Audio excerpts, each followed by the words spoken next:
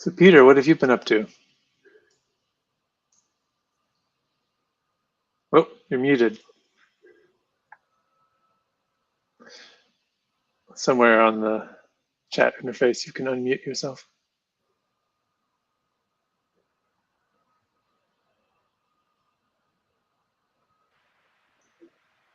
On my screen, the control is near the bottom of the window when my cursor is in the Safari window.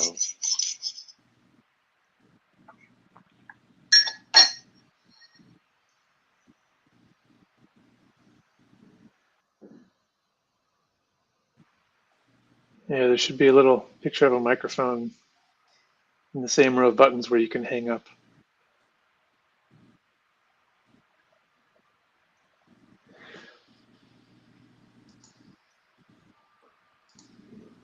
Yeah, of course, it's Or not. There you go. I was going to say, it's not over the little button by your name. That would be too easy. I can also tap this button, which makes a button pop up on his screen to ask him to unmute. And I think if he clicks it, he'll unmute. Button, who's got the button? And by the way, good to see you, Yasel. Hmm.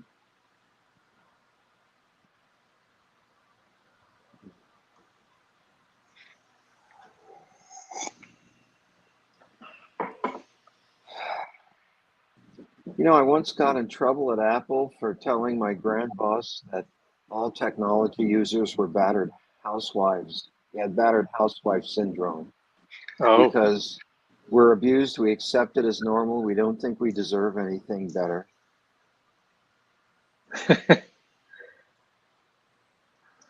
oh, but lispers and Smalltalkers buck that trend, right? They're always asking for way more than is available. Until now, maybe. Yeah, Alan Kay showed the world what it could be, Mm-hmm. and Jobs copied it.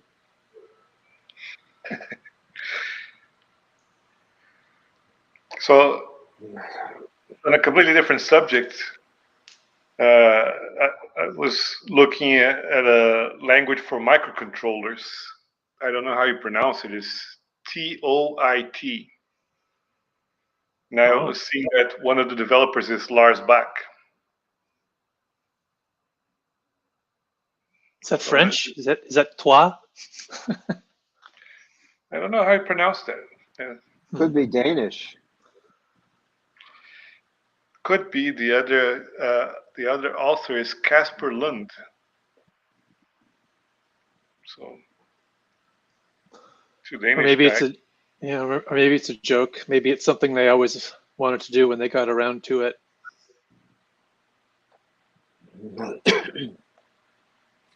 I'm glad Lars is still doing cool stuff. Since I retired, I'm thinking of multidimensional hierarchies of information about my investments, believe it or not. Mm-hmm. And now the dimensions themselves seem to be a multidimensional space of possibly hierarchies. I'm not quite sure yet. Huh, wow.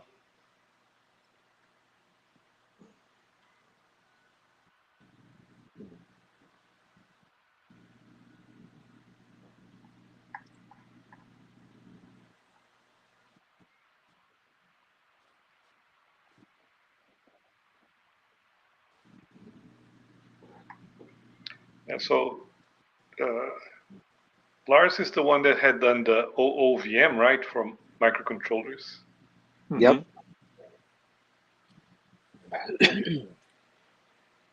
And he did. Go ahead. I was going to say that he sort of went back to the Smalltalk 76 scheme of declaring which arguments could be blocks. So that in OOVM, so you had a different syntax for arguments that were regular objects or that were blocks, so that he could have a very, very efficient VM. So rather than allowing arbitrary uses of blocks, he just allowed the most common ones and made them good. And so, yeah. Well, interesting. Interesting. Yeah, I was going to say, of course, he worked on the self VM for Spark stations, which Spark stations then are probably a lot like microcontrollers now. That's the punchline of the joke. Mm-hmm. Well, we still have some microcontrollers with 1 kilobyte of RAM around, so. Yeah. Well, actually, we have microcontrollers with 1 kilobyte of ROM or flash and 64 bytes of RAM. But those are now just a few cents. I've looked in details. So there's the cheapest microcontroller around is 3 cents each from a company. It's basically a clone of the 12-bit PIC microcontroller. Yeah, I've actually been writing software for it recently, so it's not even. Yeah, so I did study at America's actually written software. It's not ROM. It's one-time programmable. So you program it if it doesn't work. But it's 3 cents. I mean, for $3 you have 100 of them. Well, maybe for a nickel you can get a PDP-11 microcontroller. Oh, pretty close. I mean, the Texas Instruments 430 looks very much like a PDP-11. Mm. And there's actually models that have ferromagnetic memory, like the old core memories in it. So if you use, they're a little bit more expensive than the flash-based one, but it's cute to think that you can, except that these are not a few cents. These are probably $2 or something like that. But imagine that you can have essentially a $2 PDP-11 with core memory. That's really fun. Yeah, one of the most nice jokes I remember of the last 25 years was when you said at the RVM that the Tiller processor was like a room full of PDP-11s. Now I now have a scrapyard with a few million Commodore 64s or something like that. Wow. Yeah. When the IBM CEO said that why would you want to have a microprocessor or a computer that's worth a couple of dollars? You could lose it in the gutter. And then somebody replied, but you wouldn't mind losing your computer if it would be just a few cents. Yeah. It's reality today. Yeah, well, between this and this, it's a wild, wild world, and I love it to pieces.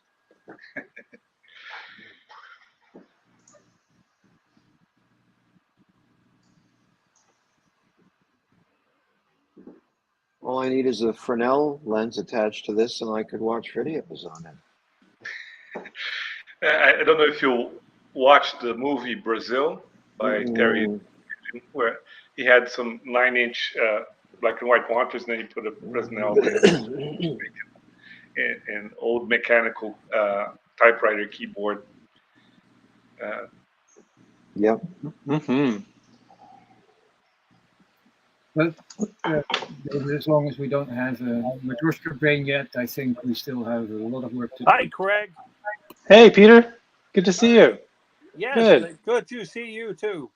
Yeah. Welcome. Yeah, welcome everyone to the June 2022 edition of California Smalltalkers. We usually like to start, my name is Craig Latta. We usually like to start these off by with a few lightning talks, just to get everyone to talk about what they've been working on recently, just in 5 minutes or less. So does anyone have something that they'd like to share? I'll go first, I guess. Okay. I'm working on a couple of things, 3 things, I guess. One is working on my talk for Camp Smalltalk Supreme, which is this Friday, Saturday, Sunday in Toronto. And I don't know whether any of you are going to be able to make it, but Adele Goldberg is going to be there. Yeah, Dan will be there. Dan will be there. Kent Beck will be there. Is there a link to share? Sorry? Is there a link? I'll find the link. Just a second. I'll find the link after. Yeah. So it's Sorry, open. I have a COVID accent due to a brain stroke. Okay. So I might sound a bit strange. No worries. Yeah, so I'm going to be talking about future small talk, by which I mean things like strong talk and self and newspeak and gemstone, all these sort of different things that are kind of generally in the small talk and Squeak.js, all these things that are kind of in their small talk in that they're minimal syntax and message sending, and that the flexibility that that provides is creates all these options that are, I think, really interesting. So that's basically the 2-minute version of my thanks, Giselle. My 2-minute version of my talk. And I also am working on a Smalltalk VM, which I'm calling ZAG, because it uses the new programming language called Zig, which you may or may not have heard of, which is a C replacement. So I'm writing it in Zig, and so the Smalltalk, of course, has to be called ZAG. And right now I'm working on, I have several novel ideas in it, most or several of them relating to method dispatch. And so I've been working on creating a perfect hash for dispatch.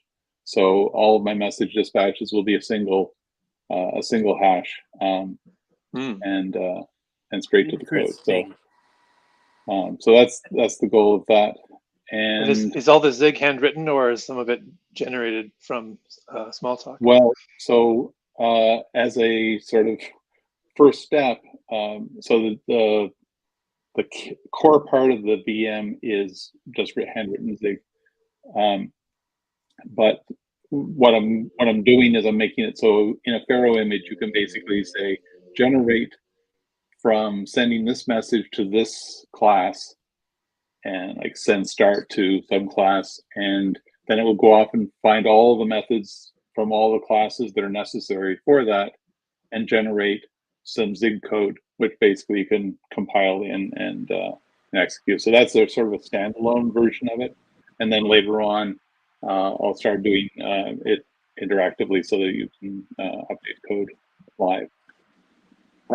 Have you seen Cool. Ola Eason's dissertation on sifting out the gold? Sifting out gold, I've heard of that before, but sorry, who is it? Type Ola Eason, Agesen. He was one of my PhDs, and he did type inference on self heaps. So he could take a self heap and figure out just what prototypes and slots were necessary to run something. Okay, I'll definitely look into that. Thank you. My pleasure.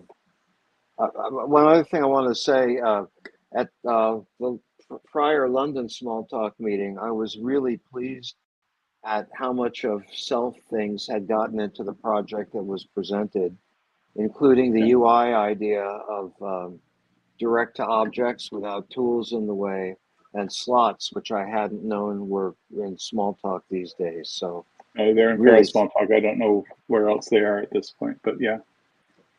So I'm also going to talk a little bit about things like slots and those other things that are part of what, they're easy to add into a language that is so simple and based on message sending. So that's another piece we're going to talk about.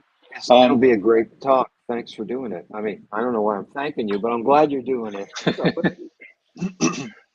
There are supposed to be videos taken of Camp Smalltalk Supreme, so hopefully those will be available.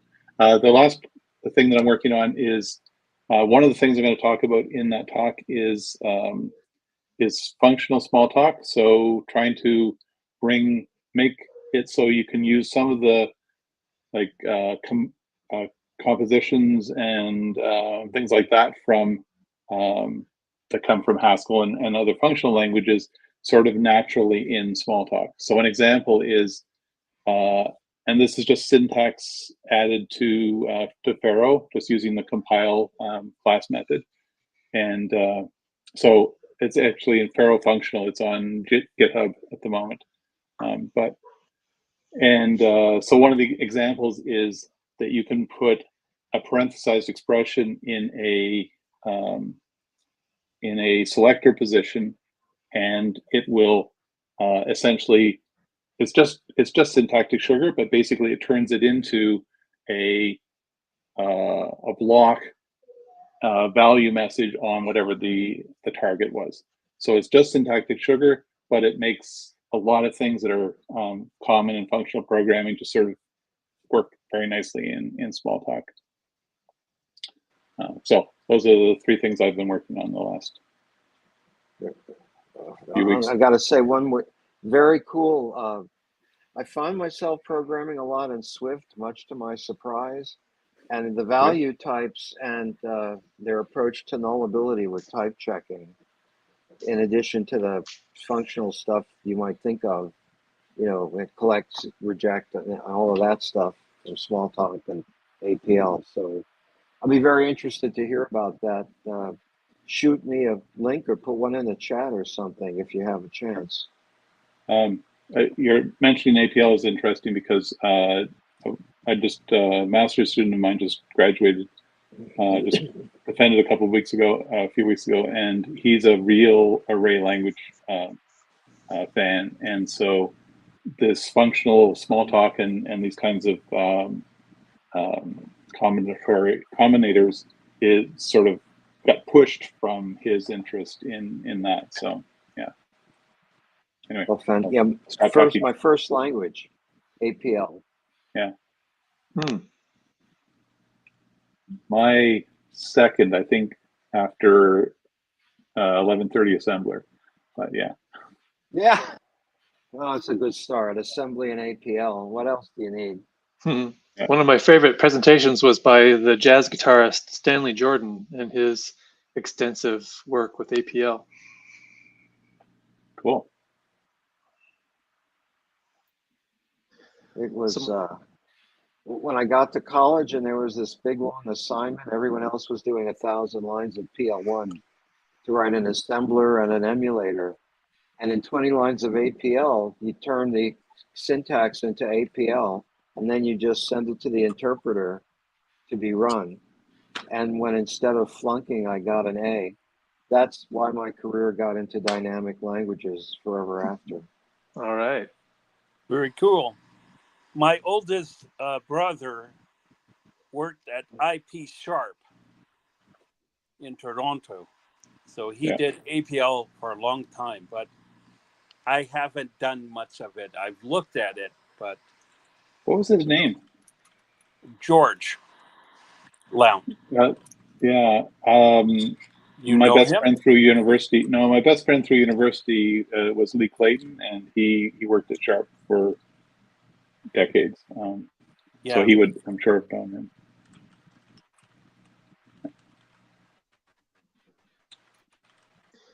Does someone else have a lightning talk they'd like to give? I just have a short announcement. In 3 weeks, we're going to have a extensive demonstration of David Unger's WarVM in a second episode of his Silicon Squeak Smalltalk hardware presentation that was given last year on California Smalltalkers. So the second part of that will be given at UK Smalltalkers in 3 weeks. All right. Well, let's see here. Let me get started. I want to talk about a work in progress of mine called Epigram, which is a parsing framework. And it's something I'm thinking of talking about at ESUG this year, although I'm still not sure if it's a wise idea to physically go. But I'll be talking about it at some ESUG, if not this year, then some other year. Is it related to Omega or to petit parser type parsing? It's a completely, as far as I know, a completely new kind of parsing, and which is relevant. Let me share my screen here.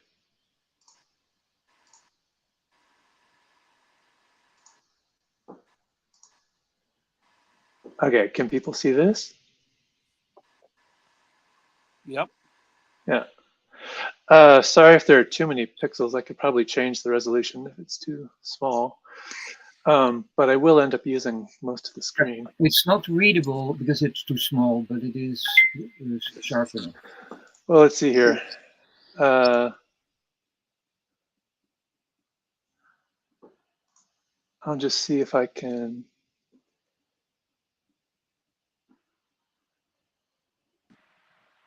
Yeah, and what's that funny thing with the 4 little windows on top above the bigger rectangular one? I've never seen that before. This stuff along the upper left, or? No, the browser window. I'm just making snide remarks about how we still have browsers after how many decades. Oh, I see, I see. Yeah, couldn't agree more. See, maybe I'll take the resolution down a notch. See what that does. Didn't you know that browsers are forever?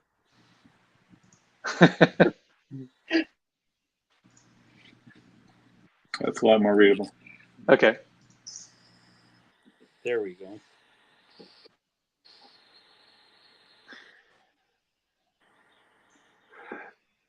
So yeah, since this is my first cut at talking about it, it's very rough. I don't have a script or anything. I'm just speaking extemporaneously. But the basic idea of Epigram is that you start with the BNF grammar for the thing you want to parse, and you make the production rules of that grammar the actual things that do the work, that do the parsing, and which actually are also decorated with the results of the parse. So the copies of the production rules serve as the representation for the abstract syntax tree of the parse as well. And my theory is that if you do things this way, that when it comes time to use the results of the parse, like if you're writing a compiler, it's a big win to always have your hands on the grammatical basis of every token that was parsed and the semantic relationships via the grammar to all the other tokens that you've parsed. And I've used it for writing 3 compilers now. The first was for Google's protocol buffers grammar. The second one was for parsing and rendering SVG, which is a subset of XML. And then the third one is the Smalltalk language. And all 3 times, especially for doing Smalltalk, I found this was made things much more readable. And indeed, one of the things that has always bugged me about Smalltalk is that the compiler for Smalltalk is not straightforward. It's fairly difficult to figure out the control flow of the parse, and then the method node hierarchy doesn't make it very clear about how you got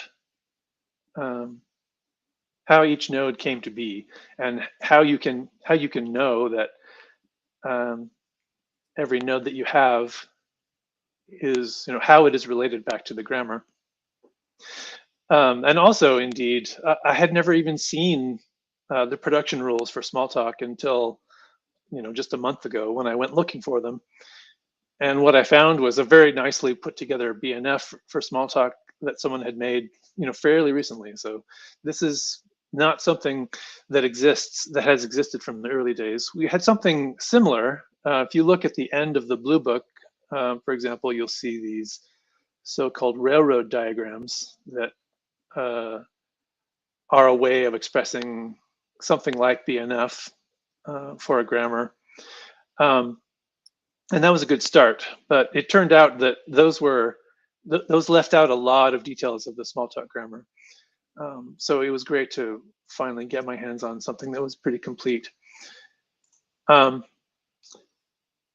I'll start by looking at how we initialize a grammar, and I'll use Smalltalk as my example through all of this.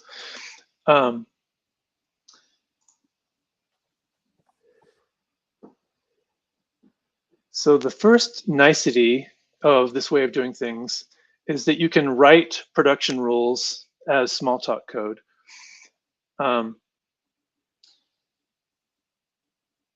And if you're not familiar with BNF already, there are just a few things to know.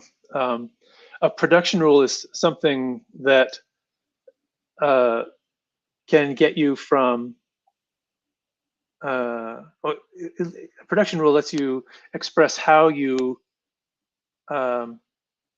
combine tokens to get a composite token in your grammar. So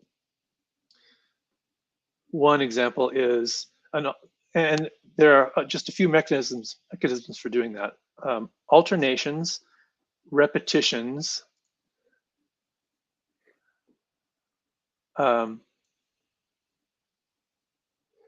sequences or compound rules, just one thing following another,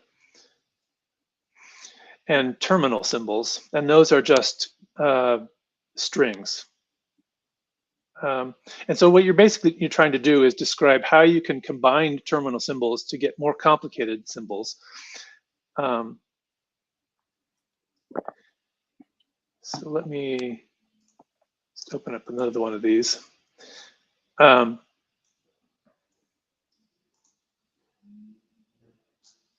these things that I've described, alternations and repetitions and so on, those are all production rules. And along with terminal symbols, these are all what I call grammar symbols.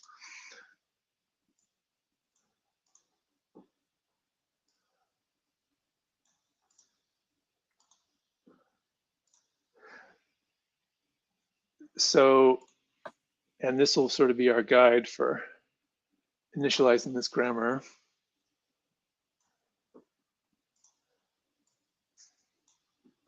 And at the very lowest level of the grammar are characters, individual characters. So the first production rule we make is called character. And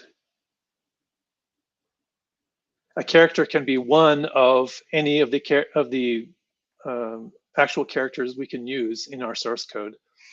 And for now, I'm just restricting the grammar to using ASCII.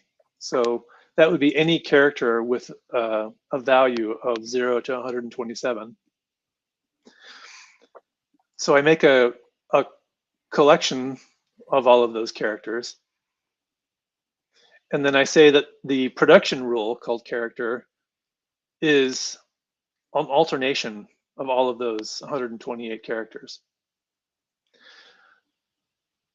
So while we're parsing, we would say that if you have, the next character of your source code, it would satisfy this production rule character if it is equal to any one of these 128 characters. And that's what an alternation actually does, is it wants to see if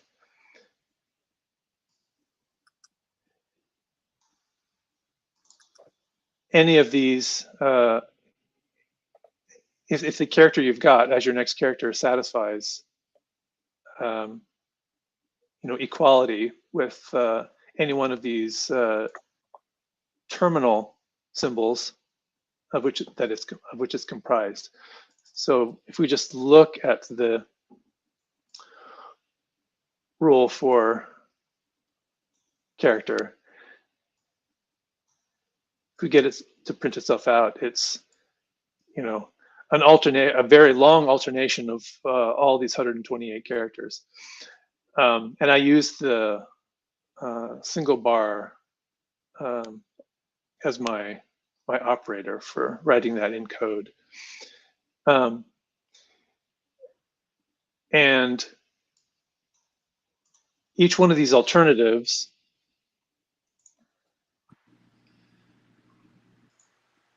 like lowercase a,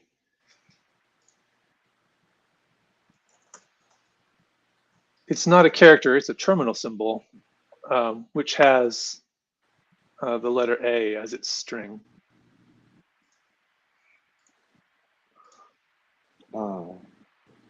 Question that you're probably going to answer in a minute.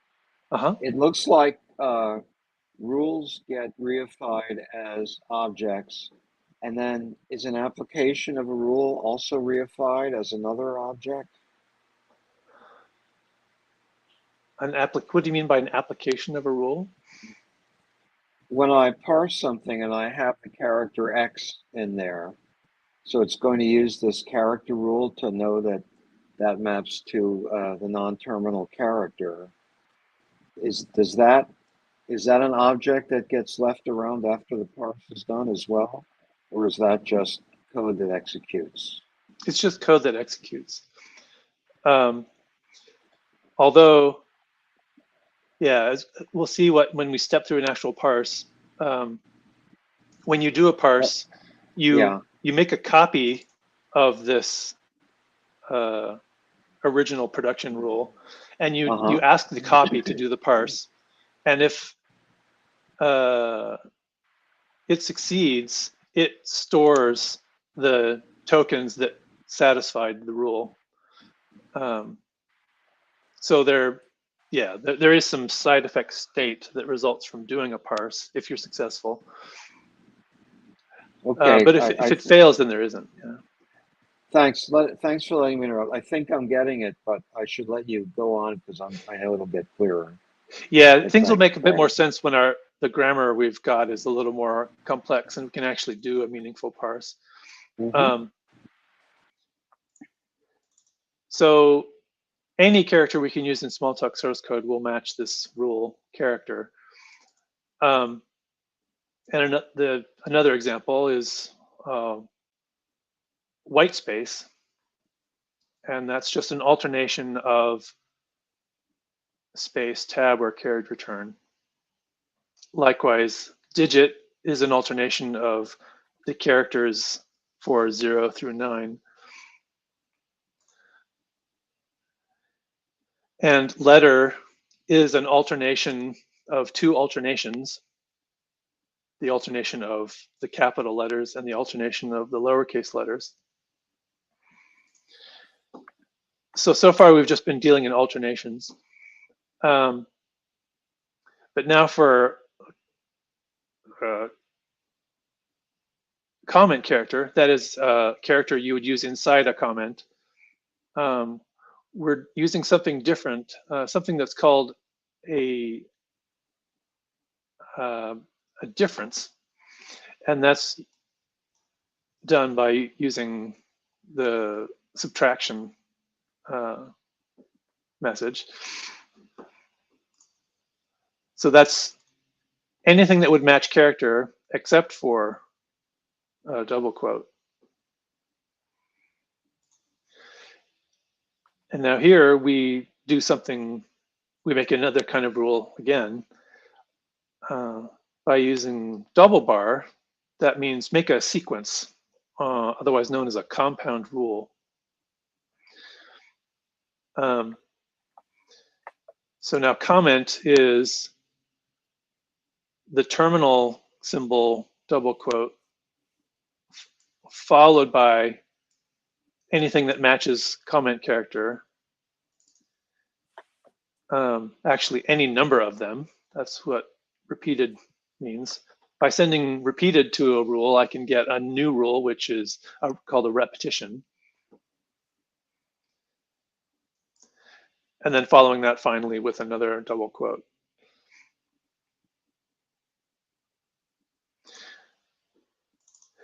Then white space, as far as something parsing code is concerned, is an actual white space character or something that is in comment characters.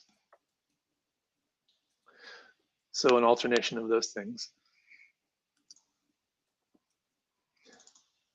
And here I created another kind of repetition that is not empty. In BNF, a repetition can be 0 or more occurrences of something. A non-empty repetition is something which is 1 or more occurrences of something. And then here at the bottom is the last kind of rule we have, which is an option, which is 0 or 1 occurrences of something. So that's characters. Now the next level of the grammar is identifiers. So I guess I won't go through every rule, I'll just sort of pick through the highlights here. Some of these rules only exist to give convenient names to things that we'll want to search for later when we're sifting through the results of a parse. And they just make the grammar a little bit more easily to make the initialization behavior for the grammar a bit more straightforward to read. So an identifier, like you would use to name a variable, it starts with a letter, but then it's followed by any number of letters or digits or underscores.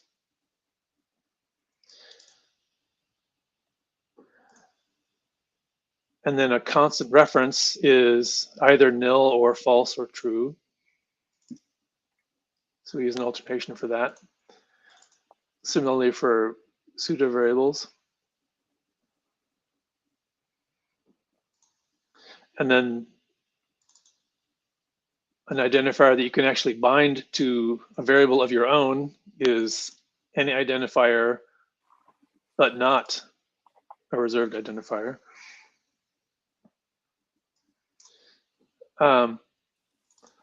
The message reference I use to make a rule by a new name, which has the same content as a rule you've already got.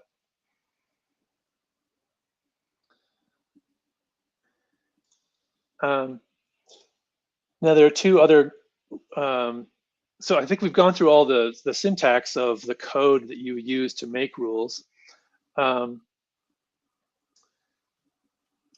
With two more things. One is you can add constraints to rules so that even after a parse for a rule may have been satisfied morphologically, just with the raw tokens, you can add another constraint that has to be satisfied in order for that rule to succeed. So for example, a unary message selector is just like an identifier, except it has the additional constraint that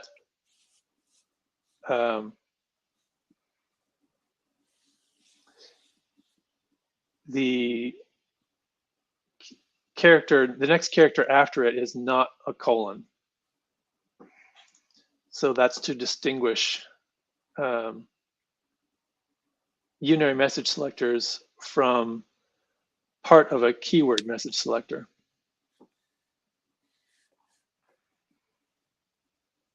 And on the other hand, a keyword inside a keyword message selector absolutely does have a colon as its last character. So the last sort of bit of API for making rules is something that I haven't used yet in the Smalltalk grammar, but I did use for XML and SVG, and that is specifying Smalltalk code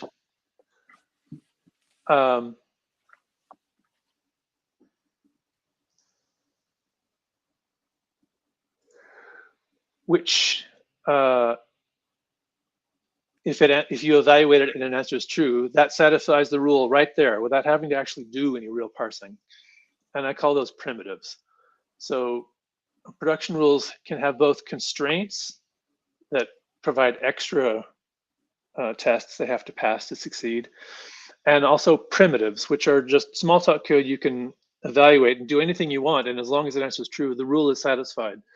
And the reason I added primitives to this scheme is that it can happen if you're doing a parse this way. You can imagine how actually going through all of these alternations and compound rules can be very computationally expensive. So if you find out that some of your rules take a lot of processor time to actually go through, you can identify them and then give them equivalent Smalltalk code if it's easy to know what that Smalltalk code would be, and just make that the equivalent criteria for success of that rule.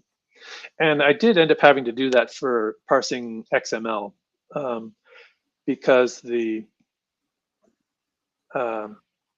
possibility space in XML is really, really huge. Just the fact that it uses Unicode makes some of those rules pretty huge. Because right there, that's an alternation between thousands of terminal symbols. And if you're parsing an SVG image, that's that can be many Bezier curves, for example, and having to see whether each character in the declaration of a Bezier curve, matches one of these thousands of Unicode characters. That can explode in time very quickly. So adding primitives, brought the naive parsing time of SVG down by a factor of 100.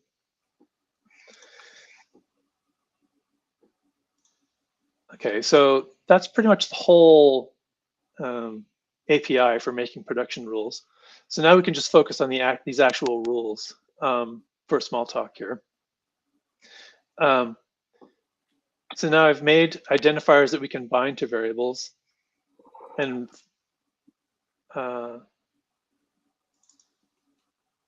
very similar to those are unary message selectors and keywords inside of keyword message selectors. And then we also have binary message selectors, which is one or optionally two of these explicit terminal symbols. So that's identifiers. Then we go into numeric literals. Let me just ask a question. Sure. So the names for these rules, are they globals for this class, or radix? Oh yeah, good point. No, they're not. These are shared variables from a pool dictionary called Smalltalk production rules. And another sort of bit of cleverness about making these rules with code is that this expression actually takes care of figuring out what its name should be by looking back up in the context stack to see what the name of this shared variable you're about to store it into is, and naming itself from that. So like if we look at radix here, it knows that its name is radix because it actually pulled it out of this context when you were running this method.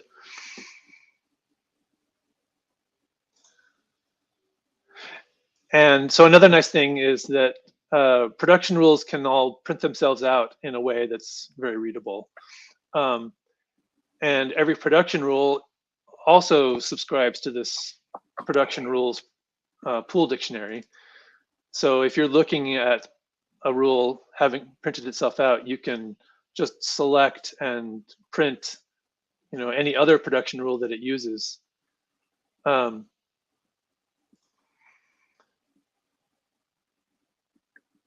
and no, I'm sorry. We'll get to, there's another hierarchy of classes that uses that pool dictionary. I try to keep the actual production rules classes themselves ignorant of any particular grammar.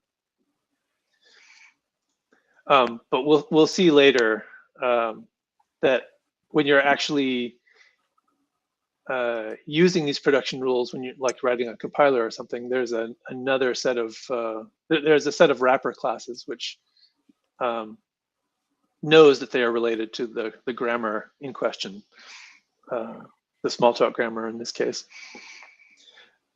Okay, so back to numeric literals.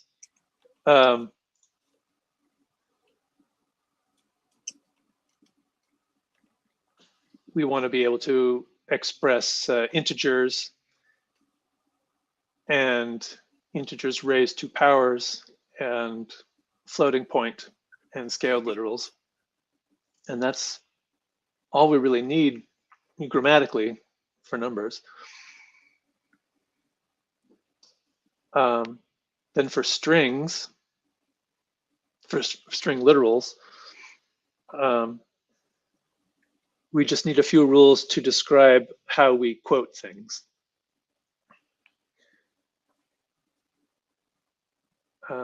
Both strings and symbols. Then for collection literals,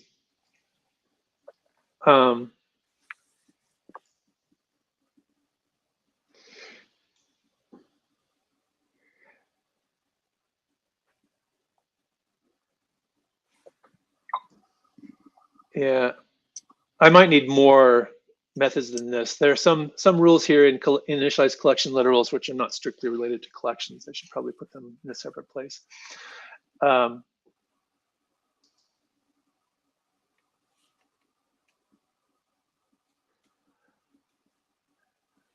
Oh, but I think I had to do that because the production rule for literal includes a lot of different things, including block literals.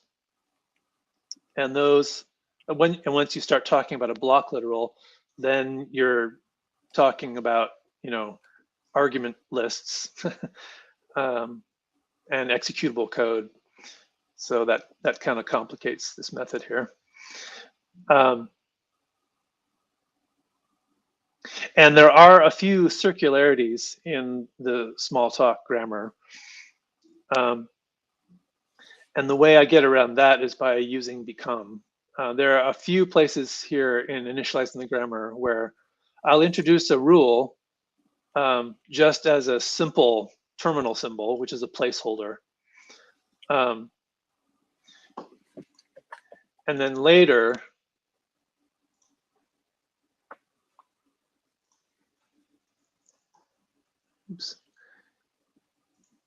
later I will actually use become to set it to what it really should be. So here I introduce it as a placeholder just because I need it right away for expressing this other rule for block literal here in this method. But then later on in this later part of the initialization, I actually, swap its identity with what it will really be. You just triggered a thought on me that's so cool. Forgive me, I'm going to interrupt you for a second. Sure. Have you thought of doing something where you could change the rules and watch the effect on the parse as you change them? So there was no change the rule, try a parse, take that debug cycle and make it live. Yeah, you definitely could do that. That would be very straightforward. That would be cool. I haven't done that yet, but it seems like it's very near on the horizon because, just in starting from this Smalltalk grammar I found, it's obvious that no one actually ever used it to as the basis for a compiler, because even it had a couple of bugs and omissions in it. One thing it didn't have at all was evaluating array literals in curly braces that Squeak has now. I had to add that, and yeah, I could totally imagine discovering that something else like that was missing in the middle of a parse, and then just add it and keep going. Yeah, parser debugging is problematic with a lot of systems, and you've got an angle of attack that's kind of interesting there. Mm-hmm. Yeah. So anytime you see this placeholder technique, I think there are 3 of them in the Smalltalk grammar. Don't worry. Within a few expressions, that rule will become what it really should be, and everyone that uses it, gets the benefit of it. I just wanted to do this initialization so that things were introduced as late as possible, only when you actually needed to use them. So if I could have gone and initialized some more things without using executable code, then I wouldn't have introduced this. I wanted the cognitive curve of this for the reader to be as gentle as possible. But anyway, now we do have block literal, and we can make all the other kinds of literals there are, so that we can make the literal production rule, which is this big alternation.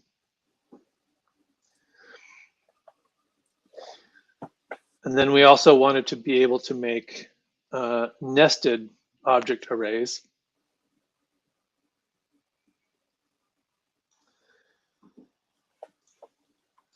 So that was collections.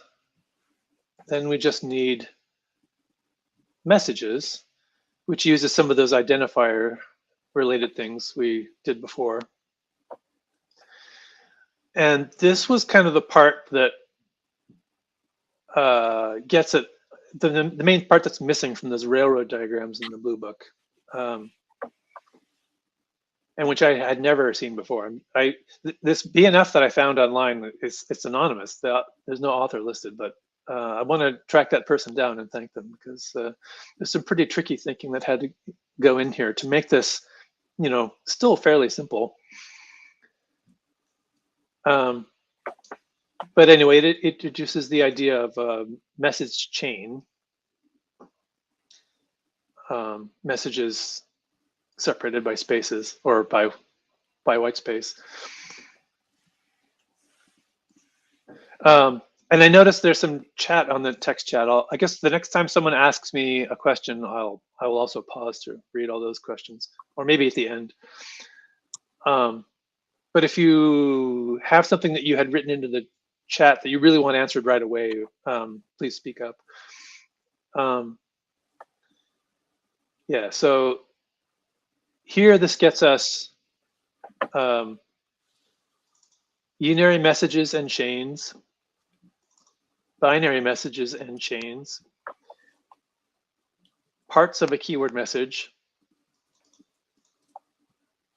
expressed in terms of binary message chains, which I thought was cool.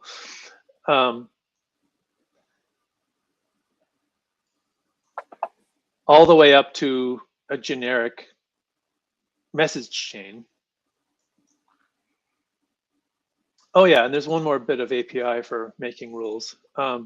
You can explicitly note in a grammar that a rule is ambiguous if you don't want to introduce more to the grammar to get rid of the ambiguity. But I think it just happens to turn out in the Smalltalk grammar that there is this point of ambiguity, and that's okay.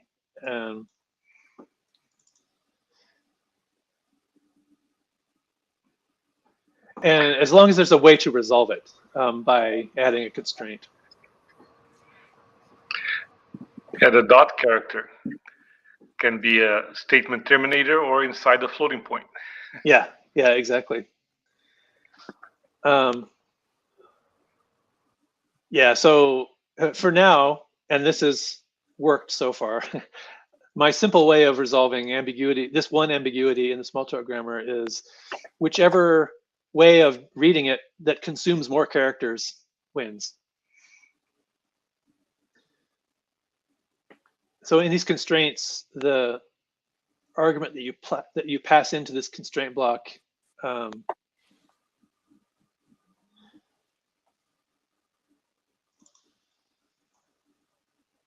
is the rule itself.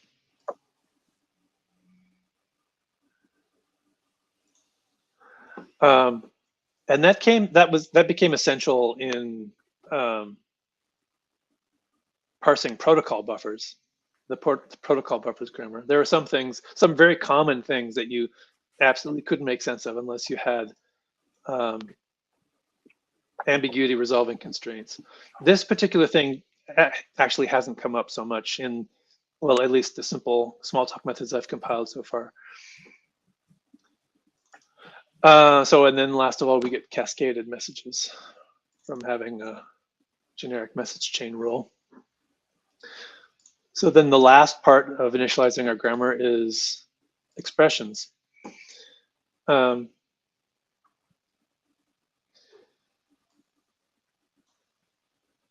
we need to know what a receiver is and what a message is. Then we can make an expression, a receiver followed by an optional message. Then we need to actually make a sequence of statements in a method. We need to be able to do assignment.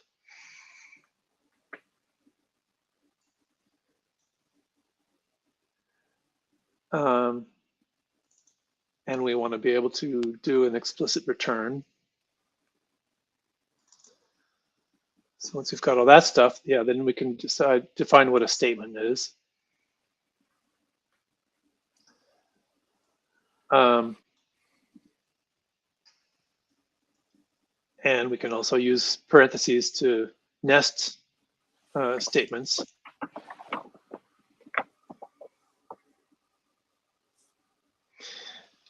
And now here's another circularity. The receiver in a message can be an operand, but an operand can also be a nested expression. Nested expressions use statements, and statements in turn use operands. Or I'm sorry, in turn use receivers. So I made receiver a placeholder initially.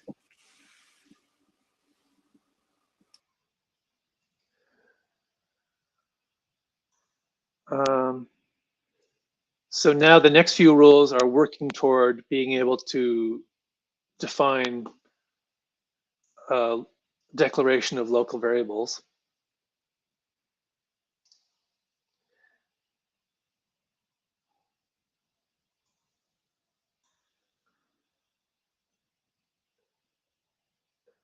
And then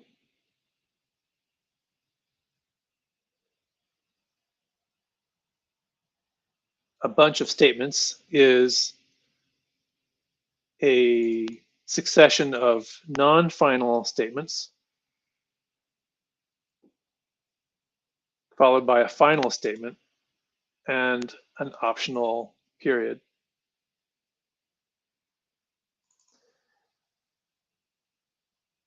And all of the statements in a method are optional. You can have a method which has no statements at all.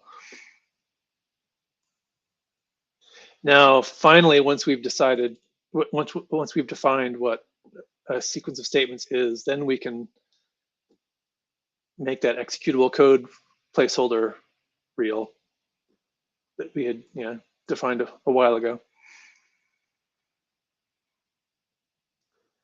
So then to actually make a method, we've got a bunch of statements, but how do we express the first line of the method, which is the message pattern itself, or the method header, as it's called in this grammar. So that's what these next few rules are about, until we can finally make a method header. And we also need pragmas. And finally, we have the top level rule for this grammar for defining a method.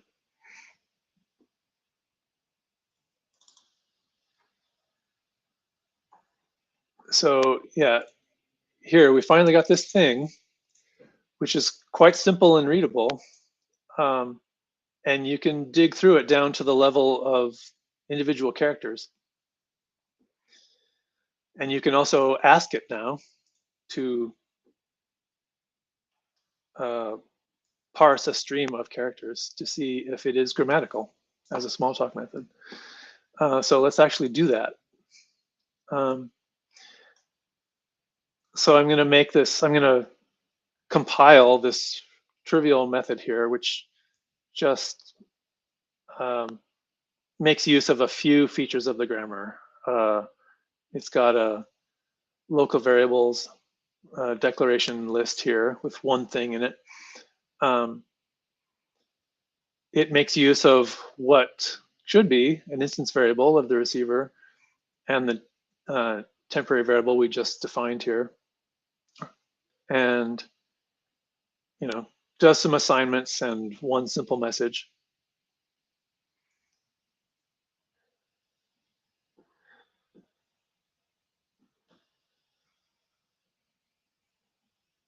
So I put a halt in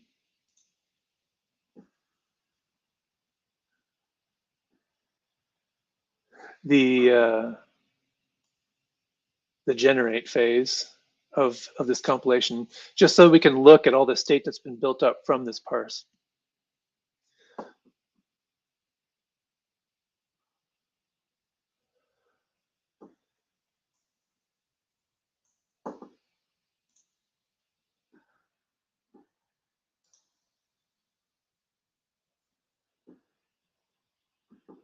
So our source is just that string that I passed in.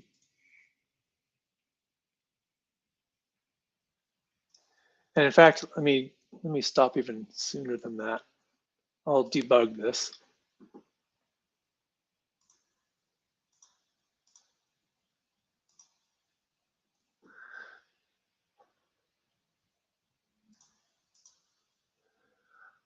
So I'll make an object that holds onto our source code, which I call a source unit.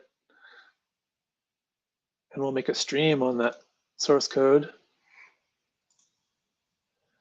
And to do a parse, we take the top level symbol for the grammar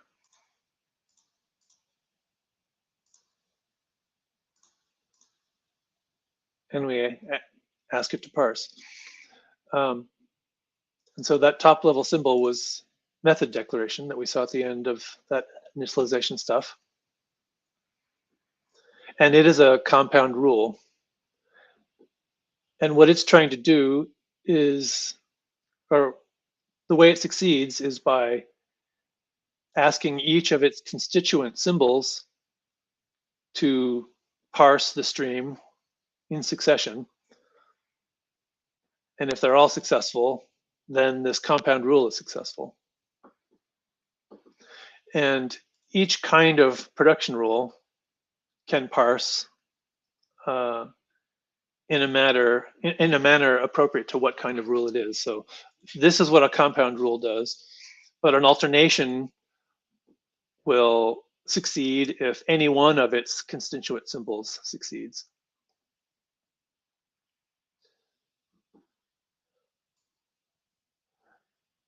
So that's basically what's going on here.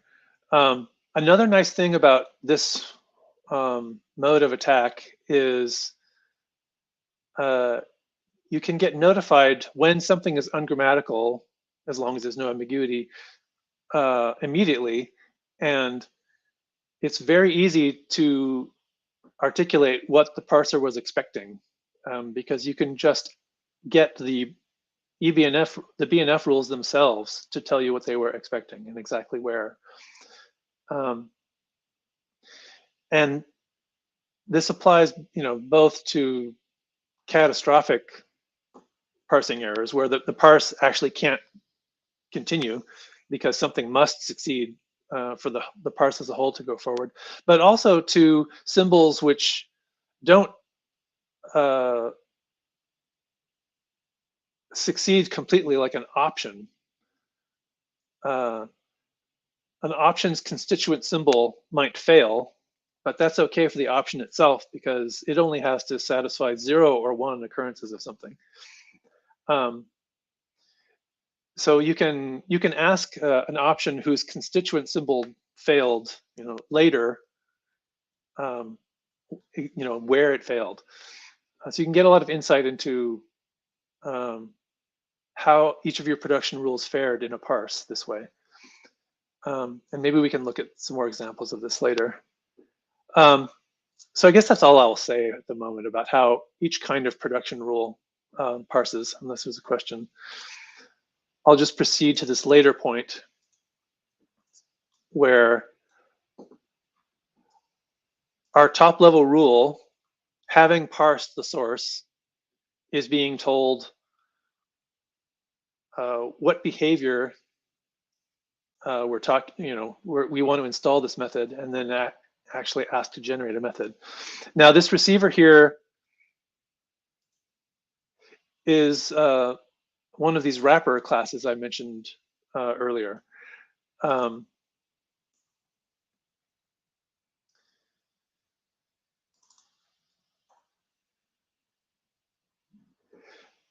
After having done the parse, we ask the last successful rule that got parsed for a wrapper called a generator. And it is what we talk to from now on in writing our compiler. So I should talk a bit about this parse history.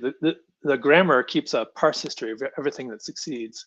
So if we look back in one of these production rule parse methods, when something is successful,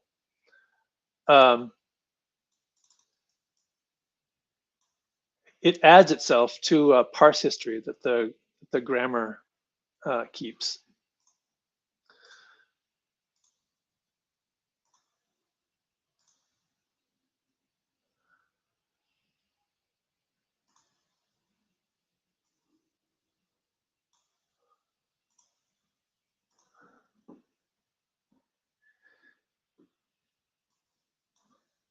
So when you ask a grammar to add a symbol to its parse history, it adds it to this collection. It's just a simple ordered collection called parsed.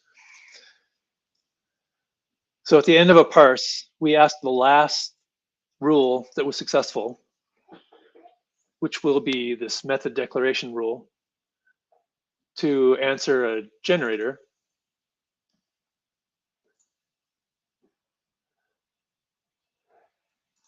And that asks the grammar to answer a generator for itself. And what we get back is an instance of some of the appropriate class in this hierarchy, which corresponds, roughly 1-to-1 with our production rules. Not every production rule, only the ones that the compiler is going to care about. But that's quite a few of them.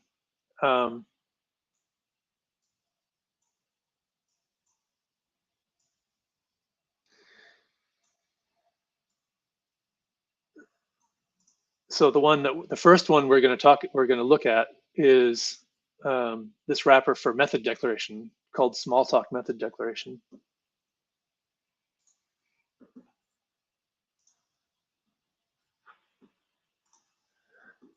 So here we have a Smalltalk method declaration for this rule a successful method declaration. And notice this rule, after it's succeeded, can tell you at what position in the source code string it became, it became successful. It could stop. And it can also print out all the terminal symbols involved by every rule that it used as part of itself. So when we're looking here at the terminal symbols that method declaration can print out, that's an aggregation of all the terminal symbols of the successful symbols that make up method declaration. And there are quite a few interesting things we can do here, like a method declaration has in its sequence of symbols another rule, method header, and we can actually do searches in a generator for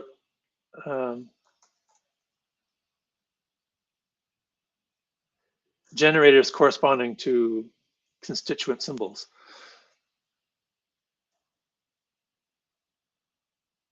Oh, the compiler doesn't use that one, so I haven't made a generator class for that yet, but executable code I have.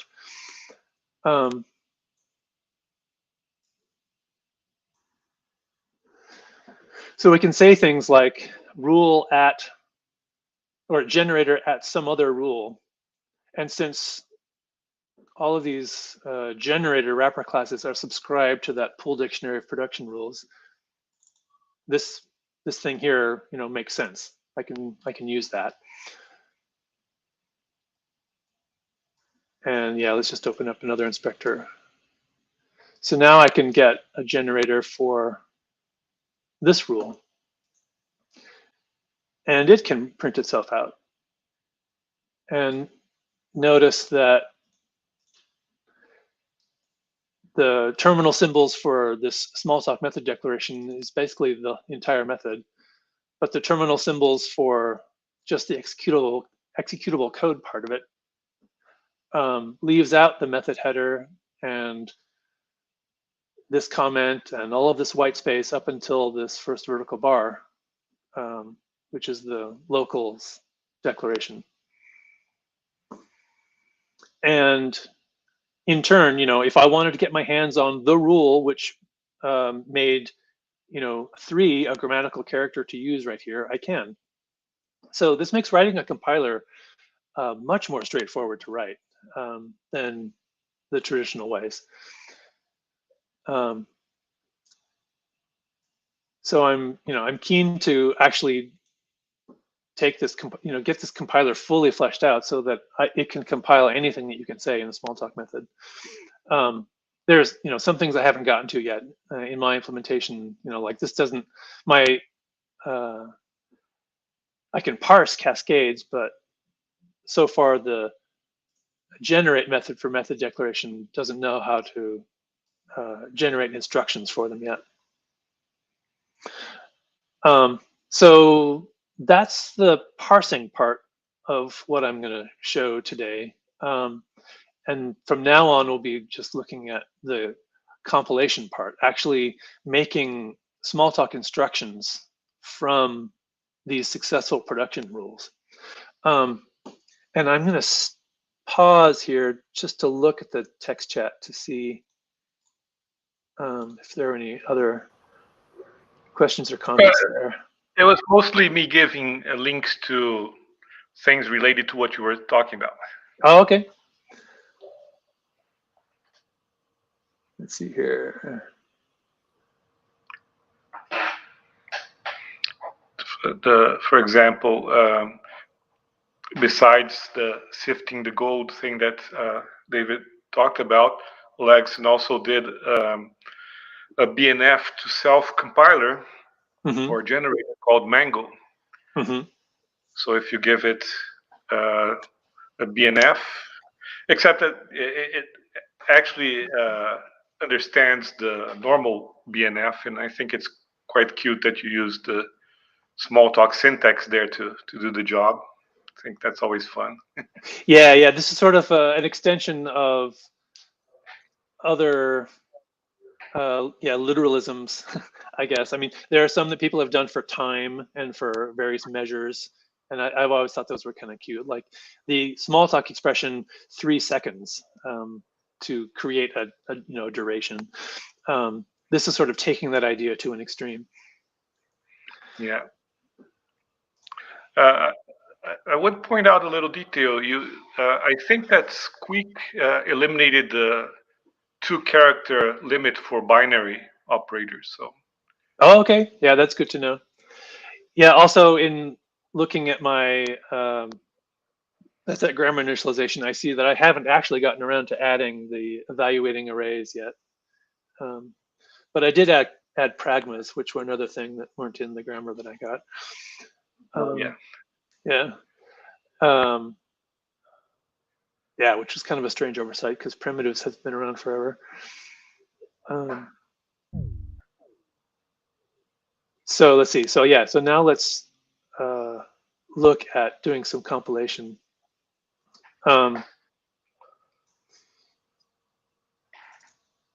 That boils down to asking the generator wrapper for the executable code rule to generate. Hold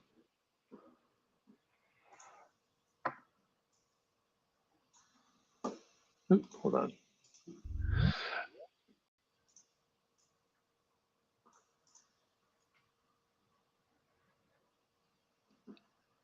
Let's see.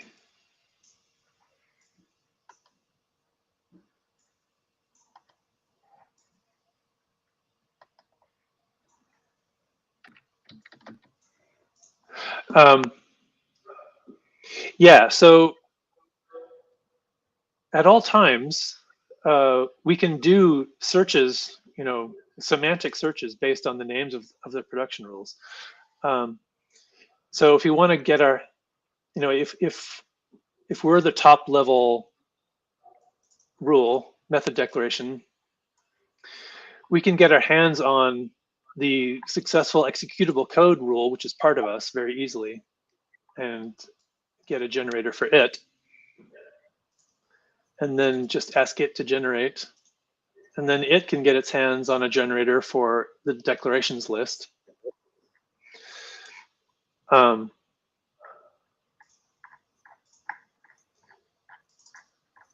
It's actually caching this, which is why it did that. And likewise, we can get our hands very easily on all the individual statements that are part of this successful executable code rule and ask all of them to generate. And I just find it so much more readable than what was done originally for the Smalltalk compiler.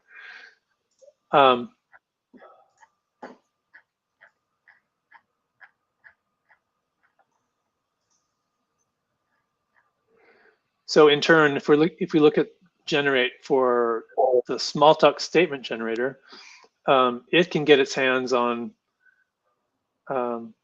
any assignment operations that are done.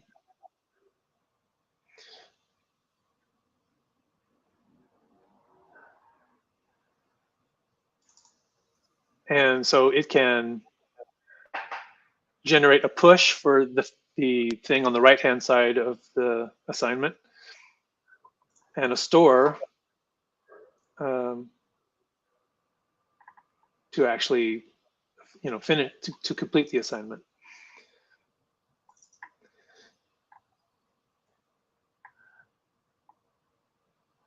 And so here we actually add an instruction to our method. And method here is that generator for the top level rule method declaration. So now we're actually creating a logical Smalltalk instruction that does this thing, that does this store.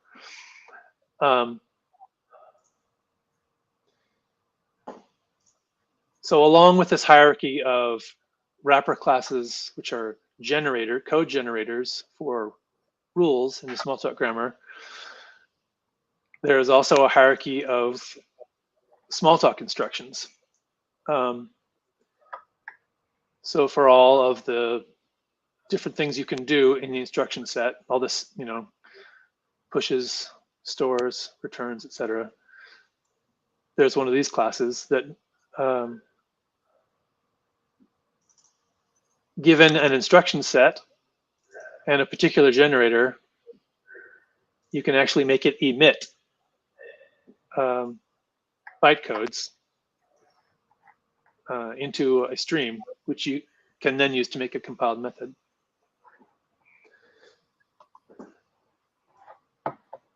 So if we can look at a really simple one here. Push literal constant, for example. That will end up asking the instruction set to emit a push literal constant sequence of bytecodes. So yeah, so I guess the third hierarchy of stuff here, after the generators and the instructions, are instruction sets. And right now I just have two of them. The version 3 plus closures instruction set that was in Squeak for I guess about the last 15 years, and then a newer Sista instruction set, which just has much larger system limits and also does full closures instead of just copying closures. So anyway,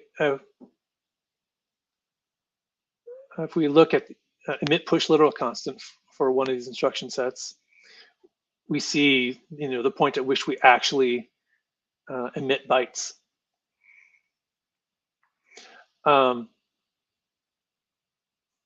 And it's kind of cute. The instruction set treats the instruction, the logical instruction, as a stream that it can stream bytes to. And the instruction, in turn, treats its generator, its code generator wrapper, as a stream that it can stream bytes to. And finally, the code generator treats its method generator as something you can stream bytes to. And then that thing has an actual stream that it puts the bytes onto.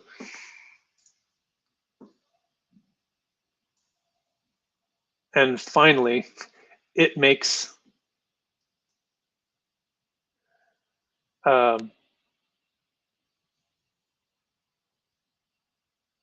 compiled method, a real compiled method, and that's what it's streaming over for its instruction stream. And then it does a few other housekeeping things that are might be familiar to those of you who have looked at the Smalltalk compiler before. Like keeping track that the stack is balanced and things like that.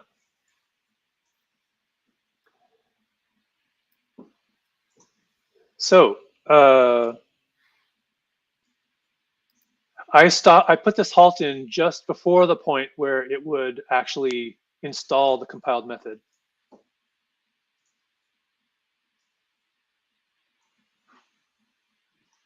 Oops.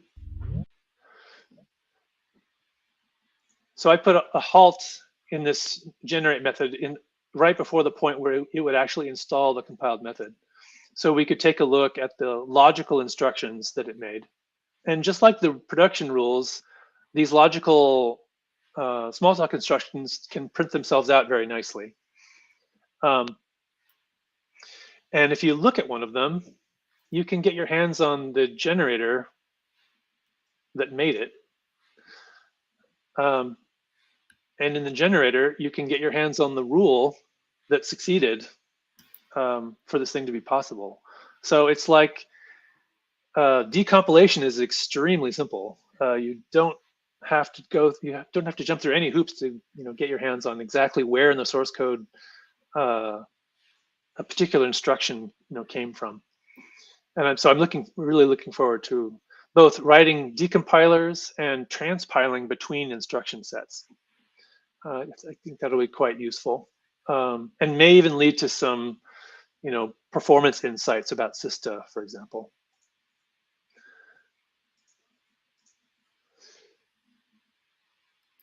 So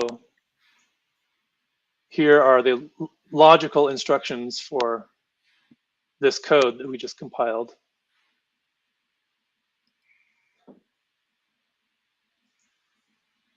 And then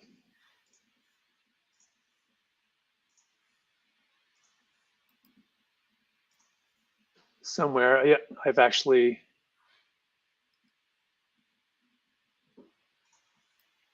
if we just proceed,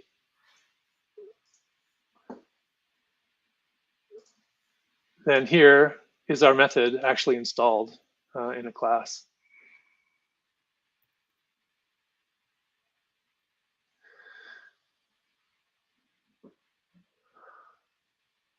And so now I'm just, fleshing out the generate and emit parts of this compiler so that I can actually generate instructions for anything you can say in a method. So that's my first cut at this talk. Are there any more questions? Oh yeah, someone said at the bottom here in the text chat, looks like we don't get to see the parse tree as a tree. It is a tree, it's the BNF. But I don't have any fancy ways of visualizing it yet, other than just by asking rules to print themselves. So, what was the most surprising thing you found in building this? Just how much easier interpreting the results of a parse could be. Yeah, and I guess I didn't notice that so much for Smalltalk, but for XML. When I was first asked to write an XML compiler or parser, I looked at the spec and I thought, wait, this is this is huge. How am I ever going to do this? But being able to write all the rules out as Smalltalk code and then make them do something just totally changed my perception of the size of the problem. The problem became much, much smaller. Cool. Thanks. Yeah.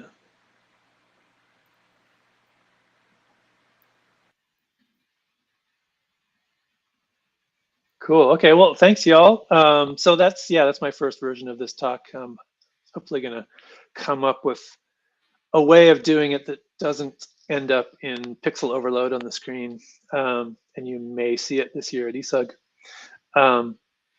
But for the last half hour, I invite you all to stay for just an open chat, open discussion.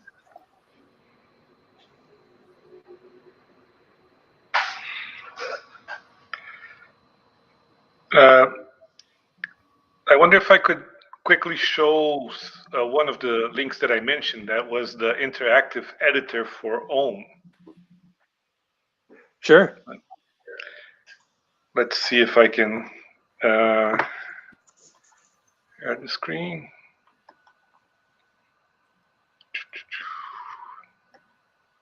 Does it? So just one little detail. So Ohm, like Merrick pointed out in the chat, is not actually the successor to Ometa, but it's in the same family of projects.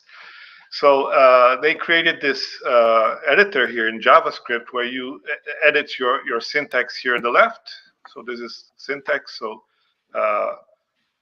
expression is an add expression. I don't see your screen.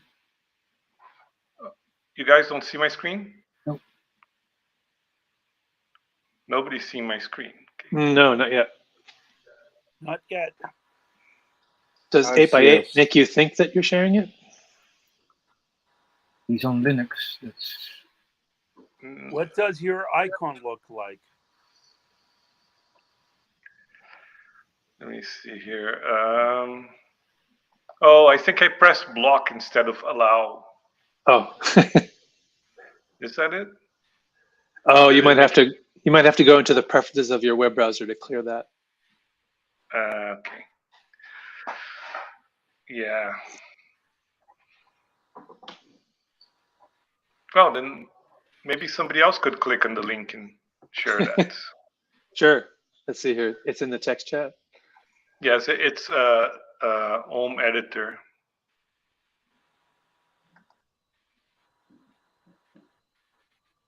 Oh, someone's got it. Weird. It shows me in the little corner in sharing. Oh, yeah. So I'm trying to share it. So am I managing to share it now? Yeah. That's kind of cool that you're in there too. Your webcam is in there too. Okay, somehow weirdly. So in the left you edit here. So here's the add expression is in add expression plus multiply expression, comment or whatever. And so this is a little expression. And here's some examples to the right. And if you give it a new string, that's an error. If you give it 1 plus 2 plus 3, here's the tree. So this is the tree that David Unger was asking about. So if you point to a node, this is the rule that implemented it. So if I go up, here's the rule for the whole thing. Here's the rule for the 2. Yeah, cool. Here's Yeah, the rule for these kind of visual tools I'm looking forward to building for Epigram. Yeah. And after you start, oh, go ahead, Giselle. Sorry. No, I was just going to say that I need to build it as well, and I know the complexity of doing that. It's not trivial to do it. Yeah. So if here's you start another typing, example. I'm sorry. If you start typing the grammar, will it change lively? I don't know. It's possible, but Try it. yeah, I'll try it. Let me. So let's see here. What happens if I say Maybe take away something from the grammar and see that something becomes ungrammatical. Take away something that you're actually using in one of your successful rules. Or change the plus to a minus or something. Oh yeah. I'm gonna change the asterisk to the hash character. Yeah. Hey, nice. I like it. And it was Now fast. That's good. So yeah, that's really fun. It parsed the first part, but then it bulked in the asterisks. Perfect. So if I go here and eliminate, yeah. Probably because there's no space there. Yeah. What? Probably because you need a space after the asterisk. No, because I changed it to a hash asterisk. Yeah. So asterisk was no longer a valid multiplication character. So you can add it to the examples, and you can add it. They have more fancier examples here, but so here it is a complete JavaScript thing. Pretty good, pretty large JavaScript syntax. I'm gonna go through it. And then there's the various examples. So here's var 3. There's the space. So here's the 3 before you get that. So how many levels you get there? Here's another expression. Oh, this is a syntax error, I think. Yeah, not supported. Now here's a function. So this is interesting to see how the tree is represented.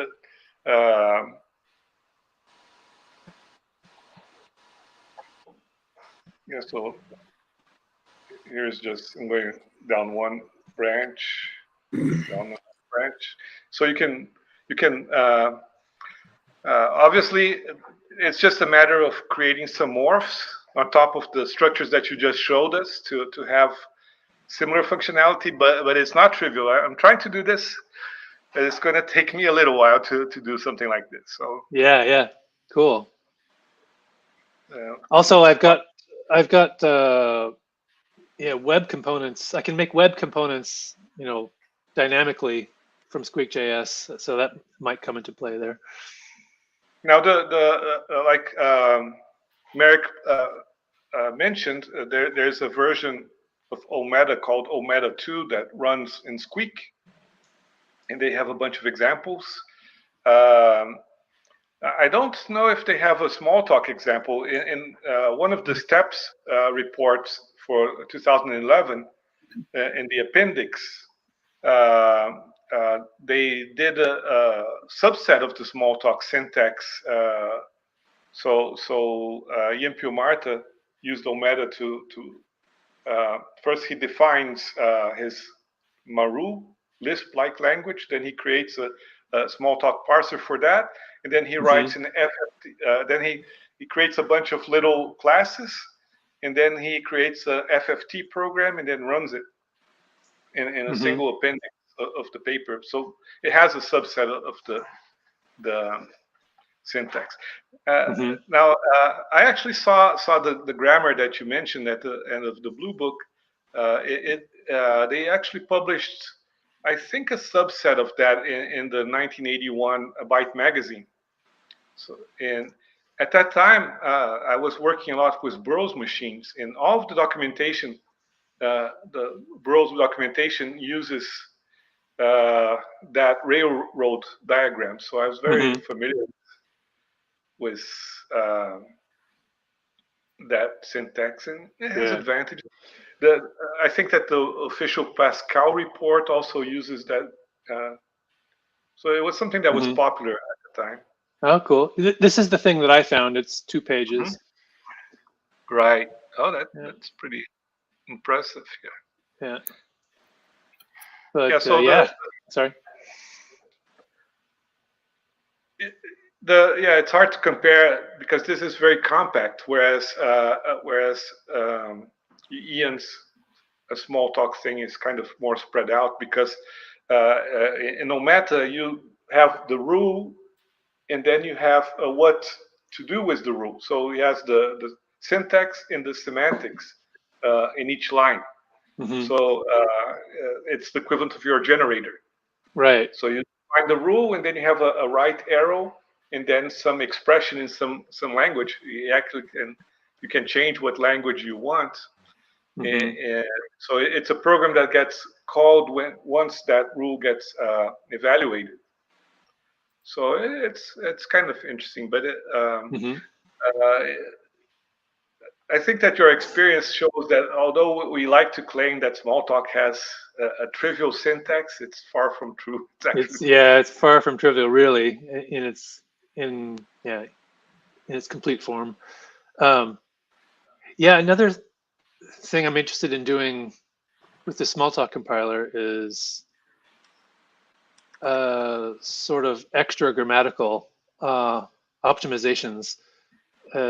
Like the other day I mentioned on the Squeak list that I noticed at this point it's like a third of compiled methods in the system contain sequences of pops and pushes which are redundant and could be replaced with half the number of instructions.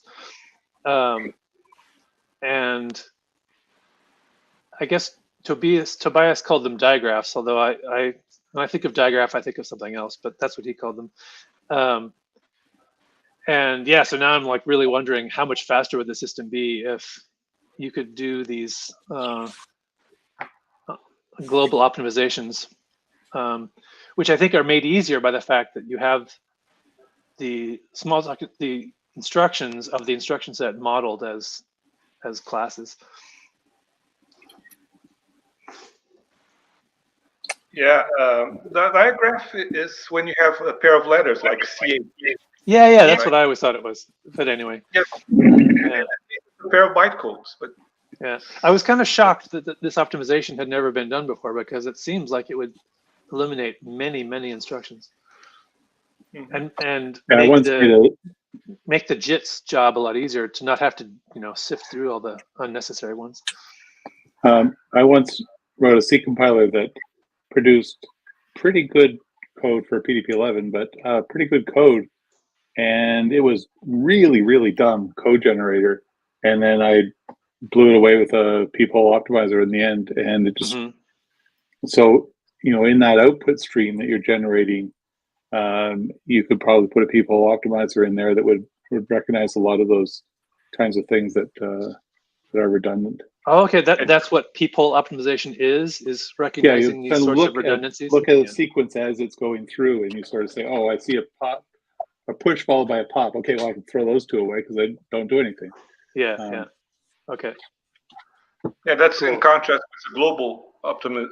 Global optimizers are hard, but peephole optimizers, because then you just look at the output pattern and you say, "Oh, look at that! I can fix that." Yeah, and you fix that. And you could probably get the logical instructions to tell you about these things themselves. You could delegate that to them. Yeah, you could do your sequence things, perhaps. Yeah.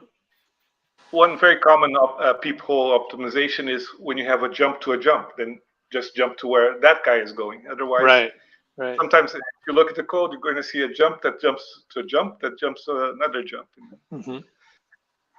The other thing that you can, I'm not saying it's easy, but you can do with that is do things like tail call elimination, where because I noticed that you have this whole sequence of about 8 things that say next put.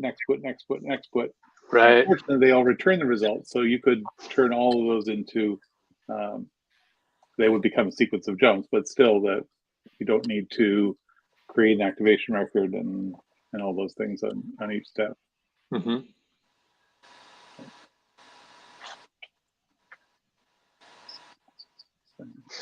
Oh, another question I had was, has anyone happened to have seen a text editor template that makes things that look like Blue Book chapters? Because I want to write up this Epigram stuff, and I think it would be cute to make it look, have the same layout style as a Blue Book chapter. Yes, I'm using one for my version of Smalltalk. I will send you the link to it. Oh, thanks. How do I get onto there? I'm on 2 computers. How do you get where? Do you have a link to the? Oh, there. No. There's a meetup page for this session. Yeah, that's what I'm asking for. Yeah. Okay, I think I found it. Yeah, there's a discussion section. I've been using this for a number of years, and it's quite handy. Cool. It's called Bottle Caps, and it's Railroad Generator. I just posted it. Oh, thanks. Posted it. You're doing good work, Craig. I like it. It's similar in many ways to Petit Parser. How is it different? Oh, it is. Is it? Because I looked at Petit Parser first before I did any of this, and I found it quite hard to follow. Okay. Yeah.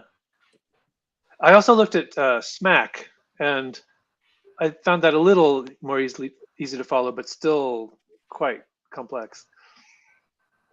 I mean, it had its own syntax for describing things, and it could easily get out of hand.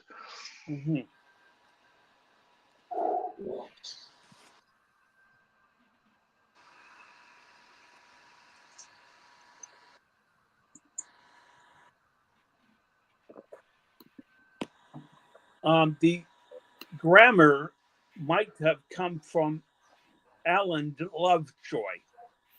Oh, really? Okay. I started with him. I was working on essence sharp for a Mhm. year every day. And I started my Zoku talk with his Smalltalk grammar.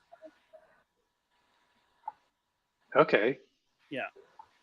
I'll have to ask him. Yeah, thanks. And I added more rules, but made it simpler. It's sort of backwards, but Smalltalk has a proliferation of rules in the grammar. Yeah, and I found myself at, chopping up some of the rules into multiple subparts just so I could give the subparts names to use in Yes. searches after the parse was done. Yes, So I like it's- the idea of the nesting of the grammar elements. I'm doing that as well.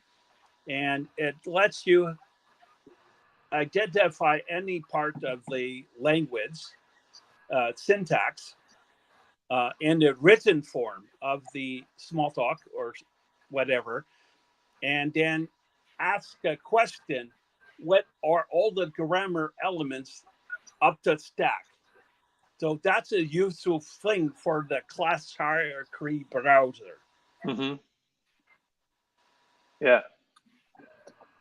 And like you said, it helps you discover what the errors are.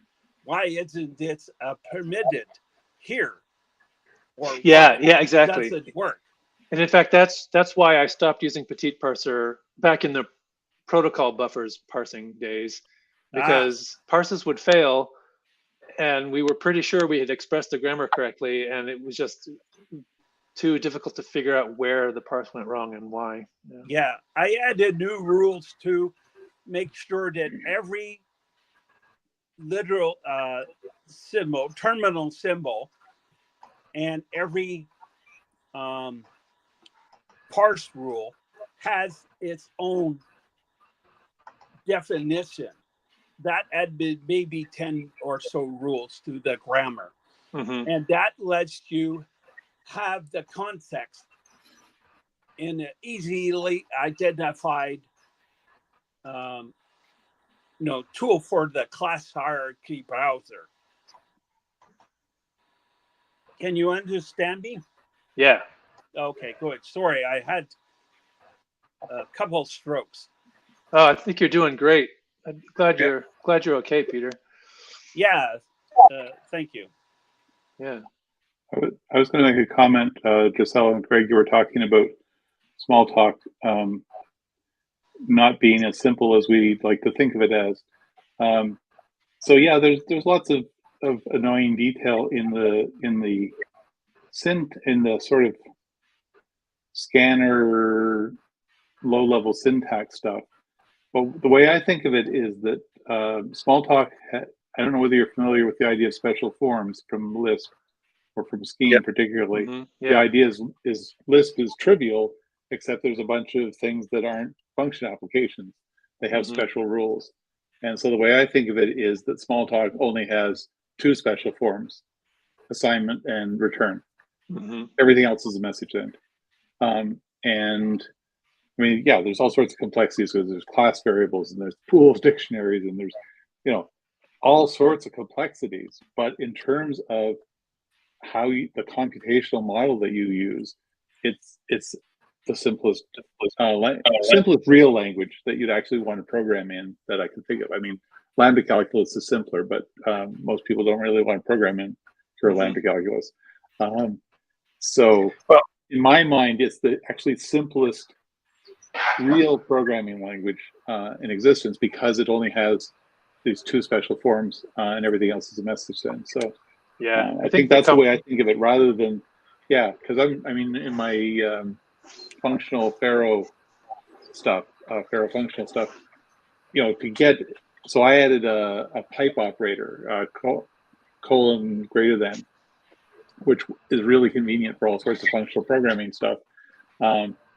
But getting that right and getting it so that it has the same precedence as Cascade so that you can actually mix them together and things like that, pretty tricky to get right. But conceptually, as a programmer, it just falls away because there's really, again, you're only really sending messages. Everything is a message sent one way or another, and except for those two exceptions. Yeah, I think those complications really do carry their weight. Let me try to share my screen again. I'm looking at the 1981 Byte magazine. Let's see if I can do that. Oh yeah.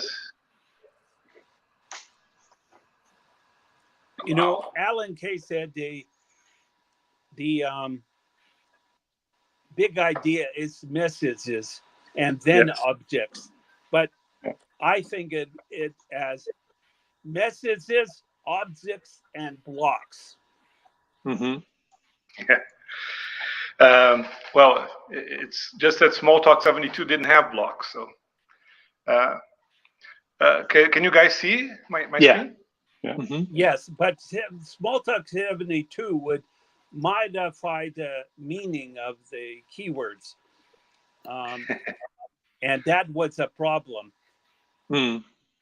Because feature. Well, maybe it's a feature. Go ahead. I couldn't deal with it.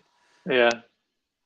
So here they color coded this stuff so that you could see in yellow is the receiver, white is the selector, and greenish whatever color this is. Mm-hmm. So this is what I saw in 1981, and then they show a bunch of expressions. I'm going to move to the next page. Mm-hmm. So here it is.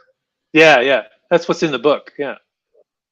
Yeah, except that this is a subset of what's in the book. But so, like I said, I was kind of used to this as well as BNF. So, and then except here they're trying. Oh, sorry, it continues here. Yeah, so they go all the way up to method. Yeah. And then here they were trying to explain. You know, they're trying to have a printed syntax for this. So. They want to have printed documentation rather than reading it in the browser. So how can they do that? So they were trying. They were trying to have a visual syntax that they could present code examples, and they use this throughout the rest of the magazine. Yeah. So and the visual syntax they came up with to express the interpreter state. At the end of the blue book, I thought was pretty clear too. Oh yeah. So this is just the introductory article. So this is online. So yeah, see it. So I learned Smalltalk. Visualization should simply be added to Smalltalk now. What's that? I think that these notational visual diagram should basically become part of yeah, they felt that the browser was a better thing than this, because they didn't. In the browser you see the system. In here they're trying to, this is an example of literate programming. So there's a text in one of these but now that we have larger screen, we could actually make this literal visualization style work. This was actually demo. So there is a tool for Squeak something blocks that was actually demoed in one of the recent talks here, where it was an example of literate. So you'd rip out the methods rather than being stuck in wherever in the browser when you click, and then you get there. They actually spread them out as morphs, and then they created a little essay. Their program was a little essay with the methods showing up when you get to that part of the text that you're reading about. So very cool. There's certainly. I'm sorry. Could you just post that link just so that we don't have to track it down? Sorry, Dave. I just asking you just so you post that link in the messages so that. I don't remember if it was in the California or in the UK thing, since I've been watching both of them. No, I meant the one to the Byte article. Oh, the Byte magazine article. You can download the whole Byte magazine. Yeah, I understand that, but I don't. I posted the link to the BottoCaps website. It does a very nice railway diagram for any XML, any BNF syntax. So you could output your BNF as BNF, Craig, and then see it in there. And it's also open source in Java, so you could include it in your system. Cool. Did you find that link? Yeah, I see the bottle cap. Bottle caps. Okay, yeah.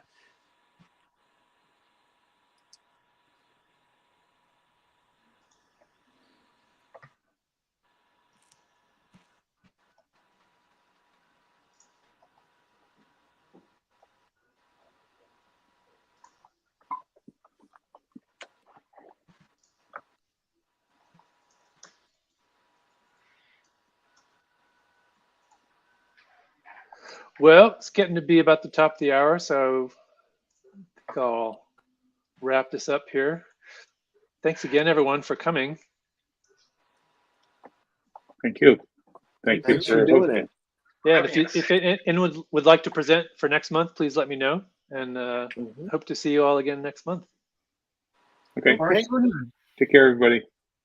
Take care. See you. Bye-bye. Bye.